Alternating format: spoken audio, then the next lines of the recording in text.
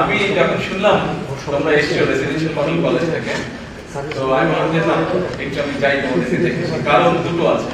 এক, আমি residential model কলেজের ছাত্র ছিলাম, আমি অবশ্যই ইন্টারমিডিয়েটে পড়তাম। আমার ছোট ভাই কোকো ও স্কুলে পড়তো, আমরা দুই ভাই